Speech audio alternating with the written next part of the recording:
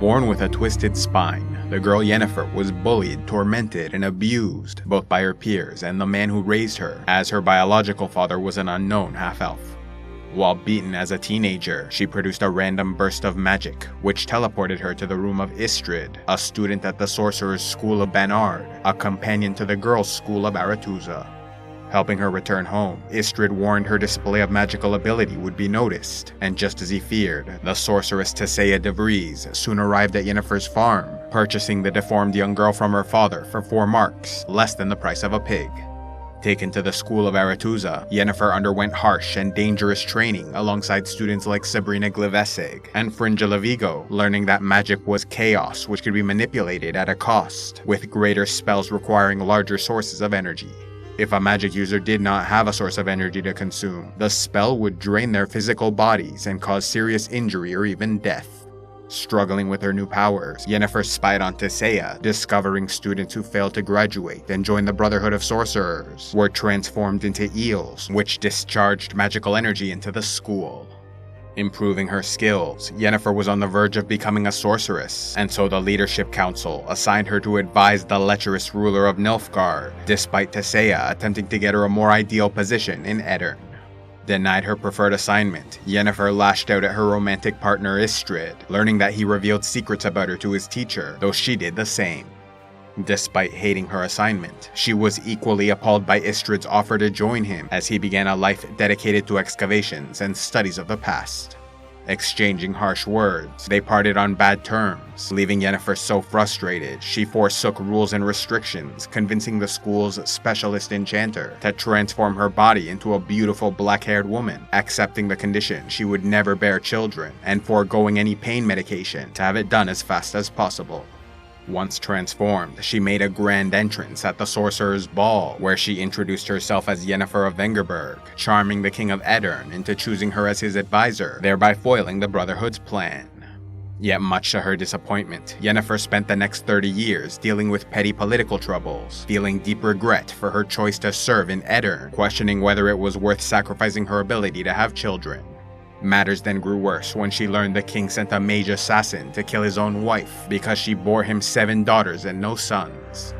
Charged with her protection, Yennefer tried to save the queen and her baby daughter, but was unable to escape the killer, and so abandoned the woman to try and save the child, fleeing through a portal only to learn she was already dead. Abandoning her position at court and place within the Brotherhood, Yennefer remained in hiding for a time, working with rogue mages in a vain attempt to reverse what was done to her so she might bear children. In time, she was visited by Tissaia de Vries, who explained restoring her womb was not possible and invited her back to Aretuza. Yennefer refused the offer and temporarily took up residence in the town of Rind, enslaving the local mayor with magic. While traveling in the northwest, the wolf school witcher Geralt of Rivia killed a Kikimora, bringing its corpse to the nearby town of Blaviken to collect a bounty. Directed to the local wizard Stregobor, he learned about the Curse of the Black Sun, where a number of girls born during an eclipse suffered internal mutations, leading them to become dangerous, violent women, which prophecy said would bring about the return of Lilith, a demon goddess worshipped in the east. Seeking to disrupt the prophecy, Stregobor and his colleagues hunted, killed, and autopsied these girls, with only Renfri surviving to track him to Blaviken alongside her gang seeking vengeance against the wizard. Offering the Witcher a contract to slay her, Stregobor claimed the autopsies proved the girls were really mutated, and tales about Renfri said she tortured and killed animals as a young girl. Skeptical of the story, Geralt did not wish to involve himself, but was next approached by Renfri, who asked him to kill Stregobor, explaining that she was a princess until the wizard ordered a guard to kill her in the woods. The soldier instead raped and robbed her before letting her go, and thus would not relent in her pursuit of vengeance. Trying to persuade her to leave Blaviken, Renfri promised to depart and spent the night with Geralt, but in the morning went to town with her gang, intending to massacre everyone until the wizard showed himself. Having dreamed of Renfri, hearing her say the girl in the woods was his destiny, he defended the town by killing all the attackers, including their leader, who died in his arms, repeating that the girl in the woods was his destiny. Threatening Stregobor when he tried to take the body for an autopsy, the wizard turned the town against him, making it seem like the Witcher killed these people without cause, thereby giving him the nickname Butcher of Blaviken. Sometime later, while in a tavern near the mountains, Geralt met the poet and bard Jaskier, who recognized him and joined in his travels, composing songs about his adventures. Geralt was then approached by a local farmer who paid 150 ducats to stop a devil from stealing grain. Investigating, the Witcher discovered a Sylvan was responsible, an intelligent goat-like creature stealing grain on behalf of the free elves of the mountains, many of whom sought to wage war against the humans who drove them from their lands. Led by King Filavandrel, the elves captured Geralt and threatened to kill him, but the Sylvan interceded on his behalf, pointing out that the Witcher was not like other humans, and thus was an outcast like them. After an argument where Geralt failed to convince the elves to rebuild elsewhere and avoid war, he was ultimately released from captivity. Venturing into Temeria, Geralt sought out disgruntled commoners, swindled by a Witcher who betrayed a contract and fled with their coin. Wanting to apologize on behalf of his guild, Geralt offered to take the contract for a third of the price before the crowd was dispersed by guards. Geralt was next approached by the king's sorceress advisor, Triss Merigold, wanting him to find a way to stop but not kill a terrible monster. As it turned out, the king tried to prevent a panic by covering up the death of the previous Witcher, who did not flee but actually died fighting the Striga threatening their city. Investigating further, he learned the Striga was the cursed daughter of King Foltest, who had a hidden relationship with his sister before she passed away. Performing a ritual which had Geralt trap the Striga until morning, it transformed back into a girl, but still proved dangerous, wounding the Witcher when he let his guard down. Healed by Triss, Geralt was paid and departed. While traveling near Cintra, Geralt accompanied Jaskier when he performed at a betrothal party to arrange a marriage for the queen's daughter. Finding his old friend the druid Mousak, Geralt learned Queen Calanthe wanted her daughter to marry Krakon Crate, the Skellige-born nephew of her lover, Iced Tursik, who she cared for but refused to marry as it meant making him king and sharing power. When the male suitors started presenting themselves before the queen and princess, an unknown noble named Urchion of Erlenwald or Duni interrupted, demanding Pavetta's hand in marriage, as was promised to him by her father King Rognar before he died. Though Urchion was cursed to have the appearance of a hedgehog, he explained that he once saved the life of King Rognar and claimed the Law of Surprise as his reward, meaning he was given that which the monarch had but was not expecting upon his return home. This turned out to be his daughter, as he learned his wife, the queen, was pregnant. Refusing to give Pavetta to a cursed man she did not know, the queen sent soldiers to kill him, but Geralt intervened, saving his life. Though Pavetta already knew and loved the cursed man, the queen remained defiant and tried to stab him, only for her daughter to unleash a burst of magical energy through a scream that pushed everyone back except her and Duni. After the Witcher and Mousak worked together to stop her screaming, the queen realized she must honor the promise made and gave her blessing to their marriage, which in turn lifted the curse, transforming Urchion into a handsome young man. Although this union angered many of the attending nobles, Lord Iced proclaimed he would marry Calanthe, meaning anyone who had a problem with Cintra would also face the armies and fleets of Skellige. Grateful for his help, Urchion sought to reward Geralt of Rivia, who half-heartedly claimed the Law of Surprise, with no intention of actually collecting whatever was promised. They then learned Pavetta was pregnant, meaning Geralt's destiny was now intertwined with the child Surprise, growing inside the princess. Though Mousak asked Geralt to stay at court and help raise the child, Geralt refused to believe in destiny and departed with no intention of returning. Meeting Jaskier again after years of separation, the two discovered a jinn bottle which the Witcher opened before wishing for peace and quiet, which caused the bard to suffer from a magical wound to his throat. Seeking help for his friend, Geralt found the sorceress Yennefer of Vengerberg in nearby Rind. Using magic to distract him while she interrogated the bard, Yennefer believed Jaskier opened the bottle and must speak his final wish to free the jinn, allowing Yennefer to capture and force it to restore her womb. However, she did not realize the jinn was bound to Geralt, who used his second wish to kill his jailer. Geralt then found Yennefer in danger as she tried to take direct control of the jinn and made his last wish so it could escape. Failing to hear the wish, Yennefer was initially furious Geralt interfered, but found herself drawn to him, beginning a tumultuous relationship in which they would depart, reunite, become intimate, and leave each other again. Sometime later, while traveling through Kangorn, Geralt and Jaskier joined various groups of hunters, including the dwarf Yarpen Zegrin, when he saw Yennefer of Vengerberg among them. Pursuing a green dragon on behalf of the local king Nidamir, he learned the sorceress sought ingredients from a dragon's body, which might help restore her ability to have children. Geralt and Yennefer then fought together in the defense of their companion Borch 3 Jackdaws, who was revealed to be a golden dragon posing as human in order to protect the egg that he produced with his mate, the now deceased green dragon they sought. After defeating the hunters, the golden dragon spoke concerning what he knew about their ill-fated lives, leading to the revelation that the Witcher's third wish to the jinn was that he and Yennefer always came back to each other, which made the sorceress believe she was robbed of free will.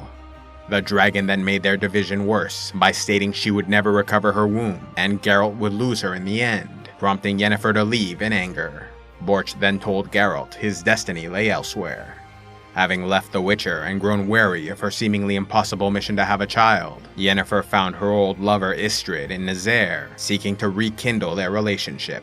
But after so many years apart, with Yennefer rejecting all his attempts to reconnect, Istrid moved on, and so refused to take her back. Yet the trip to Nazaire was not a complete failure, as she soon met the sorcerer Vilgefortz, who recruited her on behalf of the Brotherhood of Sorcerers to visit Aretuza, where they were deciding how to deal with the impending invasion of Cintra by the Southern Empire of Nilfgaard. Attending a meeting of high-ranking sorcerers, Yennefer saw them vote in favor of allowing Nilfgaard to conquer Cintra, as Queen Calanthe was openly hostile to the Brotherhood, and thus did not merit aid from their organization. Yet some of their members like Tissaia, Triss Merigold, Vilgefortz, and Sabrina Glivesig did not agree with this decision, believing Nilfgaard would continue their advance north once Cintra fell, and so created a volunteer army of mages to lead allied nations in a defensive battle at Sodden Hill, east of Cintra, where the Empire would strike next. Though initially hesitant, Yennefer was convinced to join their forces. Meanwhile, at the Nilfgaardian camp, Fringilla Vigo and the warrior Cahir discussed how best to defeat the enemy so they could pass through and continue their search for Ciri, the princess of Cintra, an important girl with unique abilities who they believed was destined to fulfill a sacred prophecy and was therefore wanted by their powerful emperor, who turned Nilfgaard from a fledgling state to a continental superpower. Learning that Cintra was under imminent attack, Geralt made his way to the capital, seeking to protect his child's surprise by taking her away until the fighting was over. Speaking with Mousak, he learned the child was a girl named Ciri, but the queen ultimately denied his request and had him imprisoned. Yet soon Nilfgaard attacked and conquered Cintra, creating chaos in the castle, which allowed the Witcher to escape. Seeking to find and protect Ciri, the Witcher butchered his way through Nilfgaardian troops, but failed to locate his child's surprise. Having conquered all of the south past the ML Mountains, Nilfgaard was poised to attack Cintra, led by the warrior queen Calanthe and her Skellige-born husband King Iced, with her granddaughter Princess Ciri as heir to the throne. When the Empire arrived, they vastly outnumbered the defenders and used magic to destroy the ships on their way with reinforcements for Cintra, allowing them to defeat the northern army, even killing the king with an arrow launched by the soldier Cahir. After receiving a terrible wound, Calanthe retreated to the capital, where her men fought a doomed last stand. Holding for as long as they could, the nobles of the castle killed themselves to prevent capture and torture at the hands of Nilfgaard. Arranging for Ciri to escape with a guard and their druid advisor Mousak, Calanthe's last words to her daughter urged her to find the Witcher Geralt of Rivia because he was her destiny. When they departed, the wounded queen threw herself from a window. Mousak was then captured while fighting off attackers, and Ciri's guard shot with an arrow.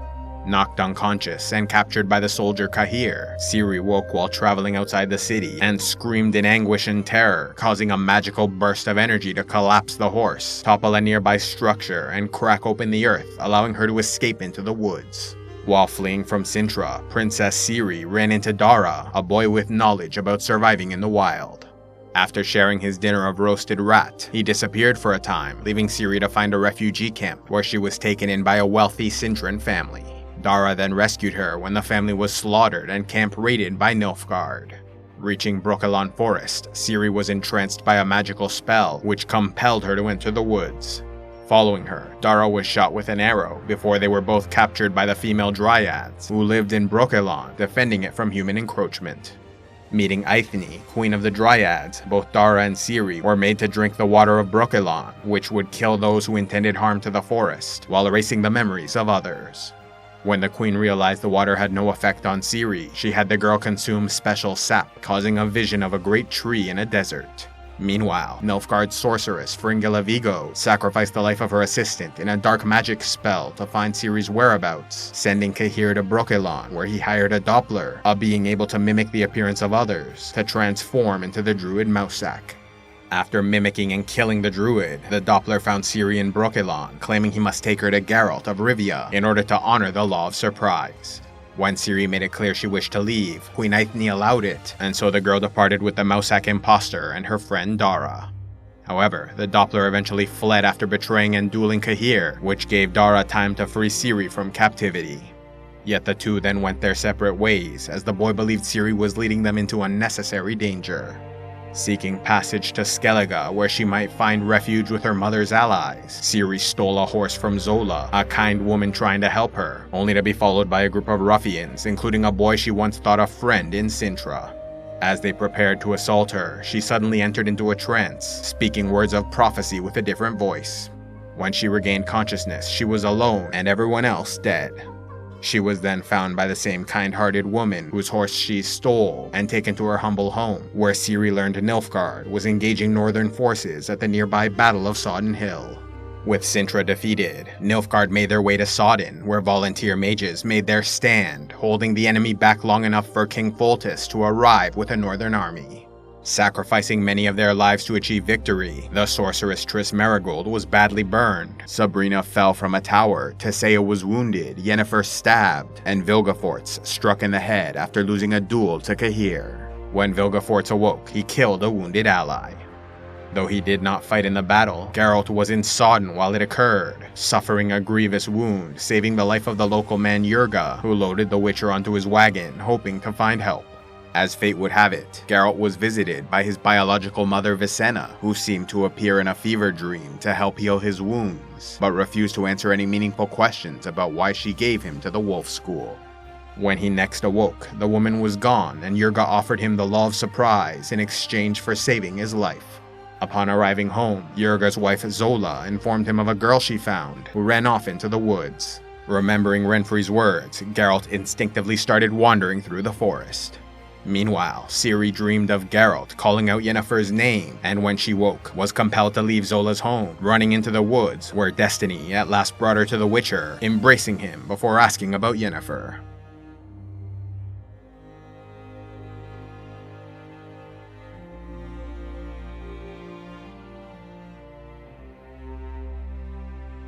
Love The Witcher or any other series? Then why not check out Audible, where they have the largest collection of audiobooks available. Sign up through the links below for regular membership and get a 30-day free trial, or else try Premium Plus for a 60-day trial and up to 3 free audiobooks. For those who prefer to read their stories, there's the Kindle Unlimited plan, where you can get as many ebooks as you wish. If you haven't already, be sure to check out The Witcher audiobooks, narrated by Peter Kenny, including the main novels and short stories which accompany the series.